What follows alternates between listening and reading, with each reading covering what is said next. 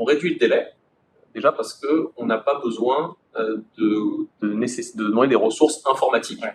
On va réfléchir à la modification, on va la valider, c'est quelque chose de sérieux la modification d'un scénario, donc on va la valider éventuellement dans des instances de conformité, mais on va rester conformité, on n'a pas besoin de développeur pour ça, et c'est pas le développeur qui valide d'un point de vue métier la pertinence d'un changement de seuil.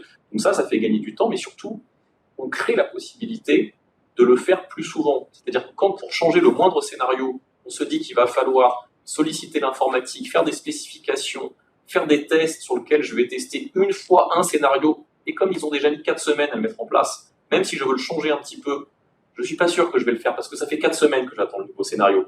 Là, ce qu'on peut, c'est tester librement quand on teste, pas à la production, on fait les tests. On peut tester 5 changements, 10 changements à la volée sans demander rien à personne. Et après, sur la mise en production, on va parler, ça ne va pas se faire immédiatement, mais pas pour des questions techniques, parce qu'on est fait dans une organisation. Le fait de changer un scénario, ça se justifie, ça se documente et ça se valide, mais ça, c'est de l'organisation interne. Mais on a gommé l'aspect technique des délais de mise en œuvre et de la sollicitation à des services, notamment informatiques, qui souvent sont noyés dans plein de priorités sur lesquelles il n'est pas forcément évident de faire remonter son dossier tout en haut de la pile.